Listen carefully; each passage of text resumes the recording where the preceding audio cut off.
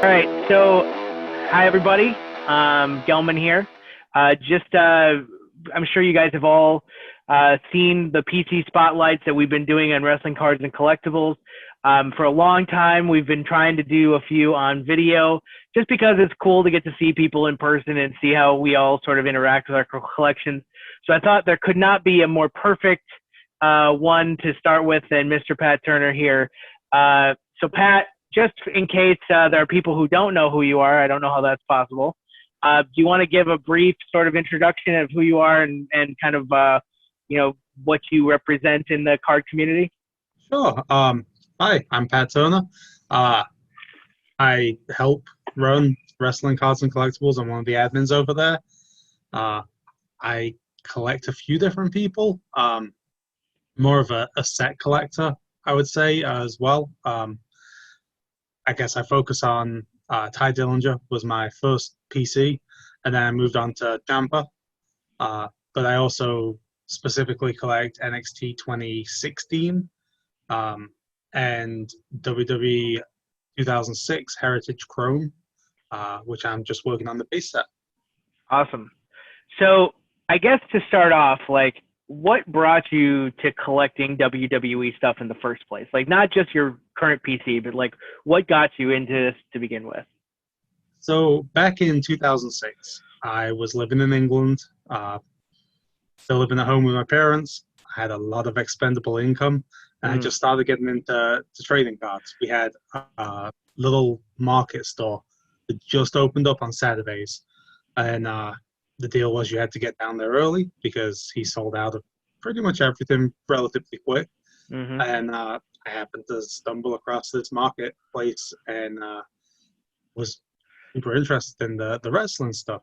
The issue was I got into it just before Heritage Chrome came out. And that was the first set in a while. So before that, I'm buying up old boxes of Flair stuff, and I'm getting redemption cards. And then Flair's gone out of business. So Right, they're all expired. Exactly. So I'm like, well, this sucks. And I actually emailed off to Flair and was like, hey, what can we do? And they said, you can send it in. If we've got it, we'll try and honor it. But I mean, we're out of business. So chances are that it's been sold off to somebody. Yeah. So I never did. I just would sell the redemption cards unclaimed. And then Heritage Chrome came out, and I collected the whole set. I loved it. It was fantastic. Then after that, it was like Insider and stuff like that. When I moved to America a few years later, I couldn't bring it all with me, so I had to sell it all. And I never really gave that a thought. I sold it all. It kind of helped fund my move. I mean, looking back at it now, I was selling it for pennies. Just the value back then. Everything spiked, yeah, since then, I'm sure. Exactly. But then I got into somebody added me to Wrestling Cards and Collectibles, one of the original admin, and I was just interested. The very first card that I bought this time around was a Bret Hart Undisputed autograph, and I mean, I think I got it for like $6 or something. Back when things were affordable, yeah. Exactly. I was like, well, this is really cool. And it's just kind of grown and blossomed since then. Yeah, I kind of the same way, because I was a big sports card collector forever. And my son got me, I grew up with wrestling. I grew up in the Attitude Era. So, I was of that target age when the Attitude Era happened. So, obviously, I had a big experience with all of my college friends there. And my son, who turned 10 or is turning 11 this year, just got me back into it, probably WrestleMania 33 and 34. And so it was like a whole new world. I didn't know that there was this huge community of people that collected wrestling cards. I knew that they existed, but I just didn't think that there was just a big following for it. And then obviously I've dove in as about as times first as you can. So just like you. So you said you originally started collecting the sets. Mm-hmm. You've kind of changed a little bit to collect specific people, but is set collecting still a focus of yours? How does that all work for you? It is. It's just so for example, with the NXT 2016 set, I need one card to finish it. I need the Oscar of 25 autograph, and I'll have the complete set of autographs in base of 99. Sorry, I think of 99 is that says base. So the of 99, the of 50, the of 25, and the of 10s. And then I've got a bunch of like error cards and one of ones and stuff that just kind of that I pick up. I'm not necessarily going for all the one of ones. I'm a realist, but when as many as you could get. Exactly. When they pop up, I'll jump on them and take them. But I mean, so I'm missing one card. So that I didn't do the base for that set. The base never really appealed to me. Just the design of the autographs I thought looked really nice. Yeah. Whereas when we go to Heritage Chrome, I have all the autographs. They didn't do parallels of autographs then. It was just for autograph. Right. So I got all the autographs and I got a base set. And then I started buying the refractors and X-fractors and super fractors to kind of fill in. Got a lot of stuff. Yeah, it's just an ongoing project with those two sets. And then I also do the Undisputed set every year. Yeah. I just pick up base and, filter it in, like keep what I need, go for as low a number as possible. But makes sense. Then I end up with a bunch of duplicates and it's a nightmare. So you seem to have a big focus on NXT. What drew you to NXT originally? What was the sort of the inspiration that drew you to that versus maybe the majority of PCs that we've seen highlighted so far focused around, pretty easy to identify reasons of why people are collecting those. NXT and Ciampa specifically seem to be more of a something that drew you to them specifically. What was that sort of experience? So I went to an NXT event with one of my buddies. He's also in the group, Dave. And what I liked about it was it just seemed a little more faster paced, which was interesting. I guess I don't like it, too fast. I don't like it too slow. I just, there's a medium there for me where right. I'm like, this is what I can get behind. And NXT seems to find that really easily. Kind of a combination of the Ring of Honor style and the WWE style. Exactly. Yeah. My experience that kind of drew me towards Ciampa and NXT in general, after the event we went out back and I did try and get some autographs. Yeah. And everybody's, coming out. Everybody was signing. I got to meet so many of them and get autographs from so many wrestlers. And Ciampa comes out. He's the champ at the time. He just had a hell of a match against Dijakovic at the event. One of Dijakovic's first events with WWE went back when he first signed. And I guess in talking to Ciampa many years later, he explained that they were basically trying to get him noticed. So that's why the match was as good as it was, because they treated it like a pay-per-view and they wanted management to take notice of Dijakovic. So we're standing out back and everybody's, as soon as he comes out, everybody, autograph, sign. And he's walking with his bag and he's like, yeah, I'm coming. So of course he's a heel at this point. Puts his bag on the bus. He walked over to this guy who's got like a folder full of 8x10s. Excuse me. And he takes the folder from the guy, takes the pen, goes to sign, and when he puts pen to paper, he just drops it on the floor and goes and gets on the bus. And security has to come over for the guy and pick it back up and hand it to him. And I mean, like I said, I've told this story to Ciampa and just how much I was like, you know what, it was better than him signing autographs for everybody. It was so funny.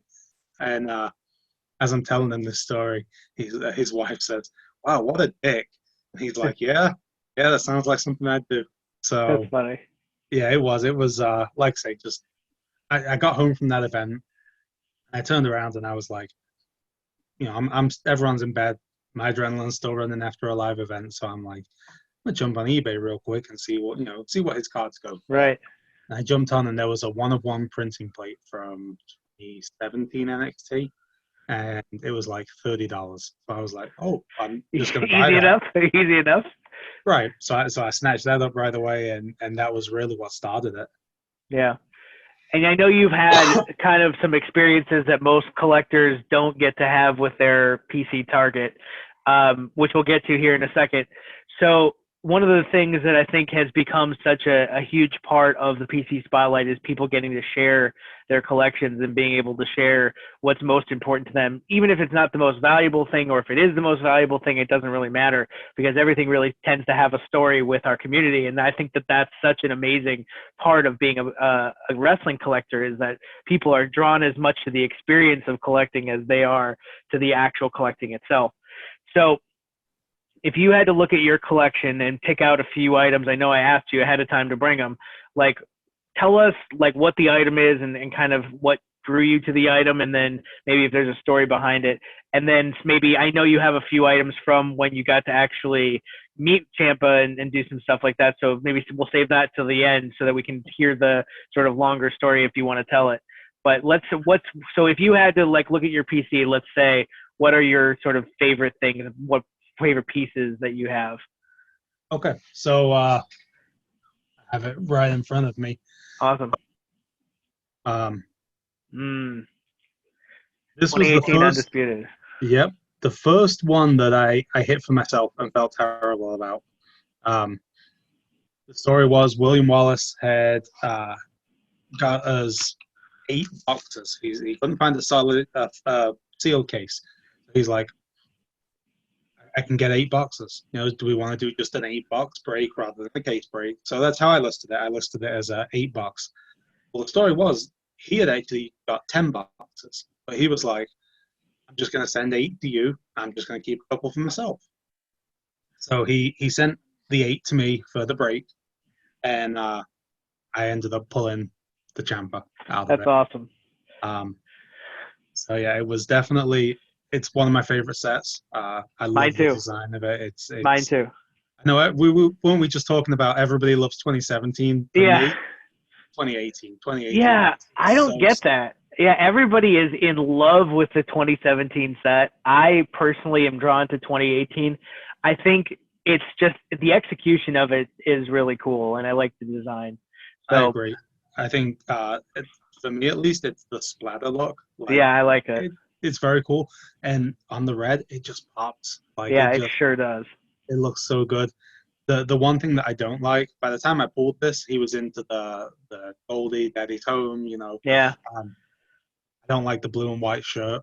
The DIY shirt, yeah. Yeah, like we've moved past that by this point, but I struggle with that too. I really struggle with that too, because there's 2 clear eras of Becky, just like there are 2 very clear eras of Ciampa as well. So like, yeah, I struggle with that. How does it feel though to pull a 1-of-1 of your favorite person though? Like I don't think I think I've pulled one Becky 1-of-1, but it wasn't like the one that I wanted. I think for this is the best card in the set for him. So like that must have felt incredible. It honestly was horrible. It would have felt great if it was like a personal box or something. Like, but because William sent you the stuff, yeah. Exactly, because it was a group break. For me at least, it's like I'd rather Matt Reese have pulled it, or you know, somebody else. Like, yeah, because I'm fine with getting it, but you feel. I know that feeling. Like, yeah, I know that feeling. I'd rather it have been somebody else to get something else. Obviously, there's not much you can do. You know, like on the video, you try and be humble and yeah. Thank you. Like, I think I was part of that break, so I think I remember that. All right, I'm super happy for myself, but at the same time, I don't want to dwell on it and make everybody else feel bad or anything like that. So I'm, thank you. That's unfortunate. Going to skip right over. It is in a different setting. It would have been a great card to pull. In that setting, it took a little bit away from it, but at least you look back on it now and you've got a centerpiece that you'll have forever. So exactly. That's pretty cool. So what else you got? So then I would say is gold 1-of-1. A new one. All right, yeah. A new one. Only reason is, and again, story behind everything. In talking to him and his wife is a big card collector too. We've done trades and stuff. I didn't know that. That's cool. Yeah, when I showed her this card, she said she remembered him signing them, and he said that this was his favorite card of his. Wow. He, like, aesthetically, he just said that, I guess his dad used to own a card store when he was a kid. Didn't And know that. he said basically it was a money pit. It was a money Right. They loser. usually are. Like, Yeah. all the kids would show up, and his dad was such a nice guy. He'd, give him cards and stuff. But he just said, like, just the look of this card as a kid, he would have wanted this card. Yeah. So he liked the way he looked on it. He liked the I'm setup. sure he does. He looks like a friggin' monster. Yeah, that's what he said. He's like, I've got abs in that picture. Like, I look like a beast. Like, he was excited. That's So, cool. Yeah, and like I know how popular Fully Loaded has been. It's for 2020, I think it was out to the 2020 banner, right? So even though it was released in 2021, that's definitely, I think, one of my favorite sets that Topps has done in a very long time. To hear that the wrestlers have that type of connection to it is really cool. Some of those stories that I would love to have more people to have those types of experiences of talking with their targets here. And he seems like a really awesome guy. So, and I've heard that about him too from a number of different people. So what are some of the other things that you've got? So this one is probably one of my favorites as well. Oh, awesome. That's really cool. Story behind this one is it popped up on ebay.co.uk. And it was not international shipping. So it only showed to collectors in England, which is not that big of a base in England. Right. And it was ridiculously overpriced. So Marcus Drabwell, again, in the group, decided to message me and be like, hey, so this is up. If you're interested, I can help you get it. Right. And I basically said, not for that price. Yeah. Like, I'm good. So we let it sit for a couple of months, maybe even like 3 months, where I just felt confident that nobody was going to pick it up for the price that the guy had it for. Then it started to get a little more reasonable, so we started sending offers backwards and forwards, and eventually agreed to a price. It got shipped to Marcus and got shipped on to me. But so show that one again, because those cards. So that is the greatest matches cards, that the booklets that were in last year's Undisputed, and they are really hard to get. Really hard to get. I think they're out of 5, right? Yep, out of 5. This one is number 2 of 5. Yeah, and they're doing them again this year, I saw too. So I'm sure we'll get a Bailey and Sasha one. I'm sure we'll get some other ones. But man, those cards were cool and I think they were actually supposed to be a much larger set, but due to COVID, I don't think they actually got around to producing more of them. So that's cool. Any others that you wanted to share? Yeah, this one's kind of a twofer. So a lot of people have probably seen this card online. It's on eBay. Mm-hmm. It's one of his independent cards, and it's widely thought that it's his first ever card. And it's actually not. Again, in talking to his wife, we found out that this was his first ever card. Interesting. So what sets are those from? Those are from... These are from independent sets. So this one is actually Resurrection. It's a British wrestling independent company. And the website on the back is www.ringsideworld.co.uk. I believe every time they bought in a wrestler, they released a new card, and it's like a game. I see. Okay, so it's like an ongoing thing when they bring in new people. Exactly. That's cool. And this is number 53 of 60 in the set. IPW trading cards. Okay. I know he was on the independent circuit for a while before coming to NXT. Yes. And he was actually with WWE. There's a famous SmackDown segment from like 2008 or something like that where he was on. But it's cool that you have like those independent cards too, because that's something that I've never really gotten into, was kind of those oddball sets that people create on their own, or independent federations go and create their own sets. I know that in Japan they're really popular too. So that's really cool. How did you end up picking those up? From his wife. I did not have them. She had spares of them. So when we're doing our trade, she was like, let me send you one of each for your PC. That's really cool. Yes. So again, like I say, they kind of hold a special place just because they came from, the Champa family PT. So That's awesome. Yeah, yeah, that's really cool. I to hear that his wife collects all of that stuff is even more entertaining because you can only imagine what she probably has to go through just to get some of these things. and she said Tops UK is really cool about like if she contacts them and says, hey, this is who I am. Can I please have one of each of his base cards? Yeah. Tops UK is really good about sending her the base cards. Mm. Tops US, not so much. She's Yeah. like, they won't do it. Like, I have to hunt these things down. And she was explaining, like, at first, they were super, like, you got to return every single card. And, like she was, between the two of them, very worried about, like, we can't keep on the base autographs for ourselves. Like, it'll throw off everything. And then throughout, his career, they've kind of realized that we keep an unnumbered base autograph, it's not going to cause an issue. Yeah, We're exactly, okay. exactly. So she said they never keep anything, low numbered or anything like that. But the base autographs, where most of them just get put in the vault or whatever to we can substitute it if it's a damaged one. She's like, They we have keep overs. one of them.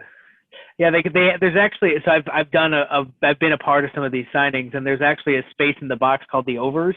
So if they end up taking one of those, they don't even I don't even think he gets paid for signing those, but I have no idea. Oh, So, anyways, that's really cool. Like your relationship with his wife is fascinating to me because this is like you're like supplying them with all these different things and information that she probably has been looking for many years. So and this was it, like I hit in a lot of breaks, so I end up with a lot of doubles. Like this year, just through breaks, I hit two of his off five base cards. oh wow, I don't need two of the off five base cards, so they now have one. And yeah, exactly. same with just like the general base. Like he's heavily featured in NXT, so he's heavily featured in the base cards. So yeah, I send them one of each base card. Like it's Well, now they don't have to hunt him down. exactly, and this was her thing when I was talking to her was, with shipping and everything, people on eBay are wanting $5 plus for a base card. She's like, Yeah, I know they're not worth that much. yeah. Don't don't spend that. I'll just send them to you. We're good. Like, It's I'll like take care of you on this. it's like his wife is haggling over the base cards. I love I it. know. That's I'm funny. like, and honestly, I mean, she's absolutely right. They're not worth much, but for her and her family, the plan is eventually to have a memorabilia room. Um, the they actually have different pieces in, and the cards on the wall. Like, so I send them pictures of my card cases and stuff. Like, hey, when you get around to it, these are really cool. Yeah. So it's just gonna. I'd rather them have them than them sit here, and I'm only That's displaying. really nice of you. Yeah, considering how much time and effort you probably put into a lot of that. Yeah. I mean, they do so much. I know when I was talking to them, like, just from taking my wife to events, like my wife kind of puts it in a different perspective for me. Um, War Games 2019, when Ciampa and Cole came off the top of the cell. Oh, Uh, jeez. exactly. The first thing out of my wife's mouth was, his poor wife. Yeah, exactly. Like, he chose to do this.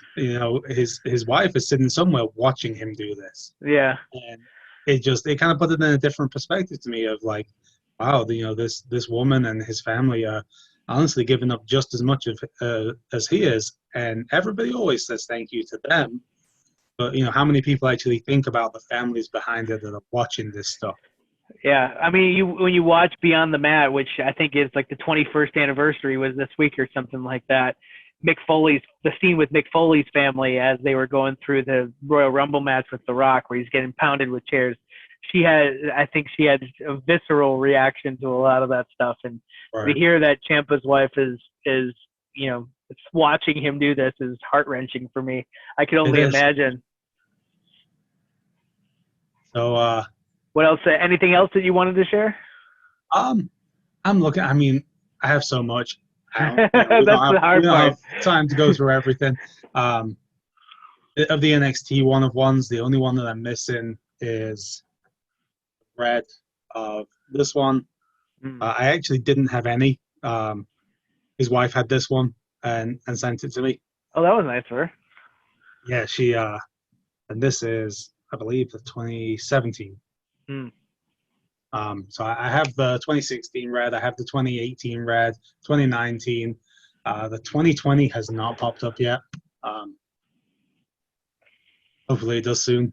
Yeah, But right, exactly. I think that's the waiting game we all play, right? Is like yeah, because there's so few products and there's such a wide audience, like you never know where some of these cards go. I mean, there are so many cards from our previous years. I think I wrote an article about like just where do these things go? Like right. I always talk to people who say, I haven't seen this card, it doesn't exist, and then a week later it like pops up like the first copy out of 50 or something like that. So I know that there was an announcement on the forum recently also that Ciampa's going to be doing a signing for you. Do Yeah, you want to talk a little bit about that?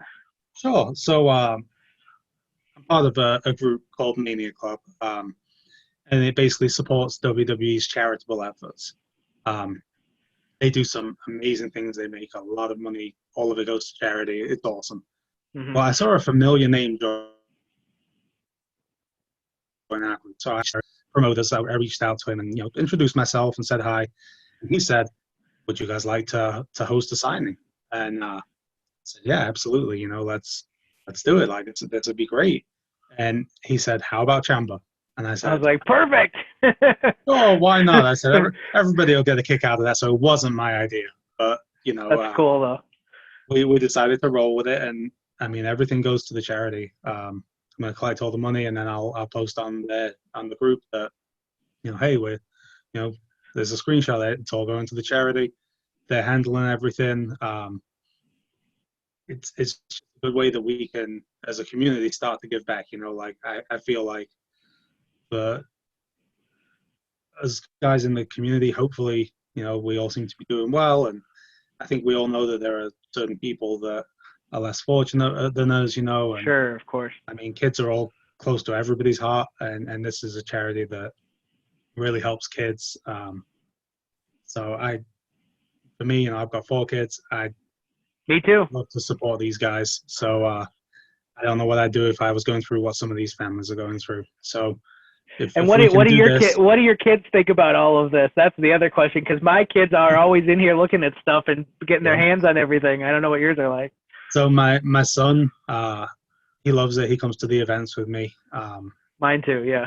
Because my son loves it so much, my 6-year-old wants to enjoy it. So her favorite is Ricochet.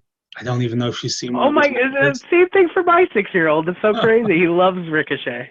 I don't even know if she's seen any of the matches, but She just loves for some Ricochet. reason she He took loves to the Ricochet. music. He loves Yeah. his music. Um, my son, when I was on the Zoom with Champa, he was in the background and everything. I got to talk to him for a bit. And That's when we go cool. to events, he's got to get autographs and stuff. So he has a blast with it. He really enjoys it. Um, and then my older daughter doesn't really care either way. Yeah. My youngest daughter is too young to understand any of it, but Yeah, it's kind of a family affair for us because when my son and I started watching it together, my wife got sucked in, so she watches it with us every Monday and Friday and Wednesday. And then when TLC came to Minneapolis, I think it was 2019, so before everything went to crap, um, we had to buy I think 5 tickets. So I had my 3-year-old, my 6-year-old, my wife and I, and then my oldest son was 10, and we all like just a crazy event for a 3-year-old to experience. But he still watches it to this day. He loves it. So just in crazy like how families get involved with this. I'm glad your son and yeah, daughter are getting into it too. they love it.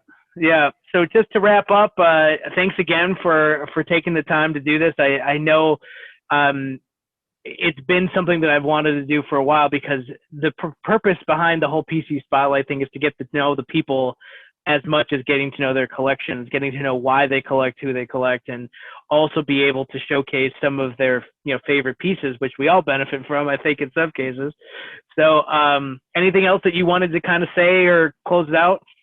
No, just I mean, thank you to everybody that helps. Like I'm looking at these cards, and as I'm looking, I see the 101 from Finest, and you know, uh, guy called John, who he wasn't even in our group at the time, but he hit that card, and everybody told him to go to Pat. Yeah, Thank you for exactly. that. And when he came to me, he was like, "Hey, look, I could put it on eBay and probably get more for it, but how about this price? And it's going to your collection. It's not going to be flipped or anything. Right, So exactly. just that's the thing that really, it gets me about this. Same with Zach Weiss. He hit the auto relic, I believe, from 2019 Undisputed 1 of 1. Messaged me right away like, "Hey, let's figure out the price for this. Like, Right. it needs to go to you." And it means a lot. Like I'd like to think that we help each other out and everything, but I think that's one of the best parts of our community, honestly. And I've just recently started sort of getting involved behind the scenes, but even like when I joined in 2018, like that was what made me stay, was like just how many people are working together. Because I think so many people have said, "Oh, well, the cards are all about money because everything's exploded recently, and it's all about the new Nasdaq, right?" But I think with our community, it's still very much like, "Hey, I pulled this card. I know this guy collects it, or this person collects this person, so I'm going to reach out to them before I go and sell it to whoever may just flip it or whatever." So I exactly. always like that, and so many people have helped me too. And so I think that that's just a wonderful experience for our community to be able to function like that. So I'm really glad that sort of more people get to experience that. Yeah, and I mean, I've got to reach out as well and say a thank you to Kyle Valor. He collected Champa and Gargano. I collected Champa and Gargano, and we ended up coming to an agreement that what, we're killing each other. Like this Yeah, is so getting so expensive because we'd be bidding each other up. yeah, And we turned around and was like, what? He took Gargano, I took Champa. We worked out a trade for our 1 of 1s and everything that we were both happy with, and traded and switched out. And that's awesome. we both kind of look after each other now with regards to if I see a Gargano, I'm letting Kyle know. If he sees Yeah, a Champa, he's letting me know. And if we both pass, okay, we can help pregame. right. Yeah, But that's cool. I mean, again, it's one of those things where we were in competition for a while and then realized that what, it's really not what this is about. Like Right. let's help each other out and enjoy the collecting side rather than, oh crap, I've got to be able to beat Kyle to it. And Right. It's it funny doesn't how make that works sense. out because there's so much competition, especially for certain desirable wrestlers, and obviously I have very famous competition for mine. So we talk all the time, and we chat and try and do some of the similar things. And I think having those partners and having those sort of foils to go off of really helps in a lot of ways because it gives you also that competition factor too. So, and we all try and compete with each other just overall. So who doesn't love a little bit of at least making it easier for everybody? But Yeah, absolutely. I agree. And like I said, I can't even imagine with Becky. Like I picked oh my my god, PCs because when I got into them, they were cheap. Like I mean, Ty Dillinger. Um, I always laugh. I have all 5 of his 2018 undisputed of 5s, and I always laugh because like the lowest I ever paid for one was $12. The most I paid for one was like 170. And it was what happened was I got 4 of them, and I made it known like, hey guys, I have 4 of these. I want the 5th one, I can imagine. Yeah, and can anybody help me out? If you see it, let me know. And it hit eBay, and there, believe it or not, there is another Ty Dillinger collector out there. Who would have thought it, right? yeah. And he was like, "Hey man, so this is my last chance to get one of the 5." He's like, I gotta go all out for it. Oh geez. Oh no. So it ended up costing me. That was the most expensive one, but Wow. I kind of learned my lesson there. And I mean, I don't even think this guy's in the group anymore. He left of his own accord. But I just, you know, that would be my advice. If you decide to start PCing somebody, learn who you can and who you can't trust, and go with them. I personally would say the admins are good resources for that. Get in touch with the admins and mods and be like, hey, who should I be letting know? And like I want to get the word out there to the right people that are going to help. Um, 'Cause, I mean that same with anywhere, but there are some people that will not help. and Yeah, with I can imagine. to snatch somebody up. We like to believe everybody has good intentions, but yeah, there's going to be some situations. So, Pat, thanks again, man. Looking forward to seeing some of the stuff that comes out of this relationship with Champa. And I know I signed up to get some stuff from the charity signing because I think I'm a fan of Champa too. I remember that series of shows you were talking about. I took my son to one and got to meet him as well, and he seems like a really cool guy. So yeah, he was definitely worthy of somebody PCing him. And right. Like I say, eventually my end game, I told my wife, if anything ever happens to me, message his wife and see whether she wants the cards, because that's where they should go in the end. So just to give everybody an observation here as well, so we're going to continue with the PC spotlights. We've got a few scheduled to come through in the next couple of weeks. If you're interested in doing one of these, whether it's in the written form or the video, love to get more people to talk to me this way, but obviously not everybody's comfortable. So if you do have a pretty substantial collection of something or someone, reach out and we'll sort of give you your stage and give you the due that you deserve for all that work. But thanks again to Pat, and appreciate it. Thank you. And if anybody is comfortable on video, we have some opportunities coming up that you guys might enjoy. So I don't want to say too much. I want them to be surprises, but if you're not comfortable on video or unsure if you're going to be comfortable on video, figure it out, because there's some opportunities coming up that are probably going to interest you. Oh, I like the tease. All right, sir. Thank you very much. Thank you.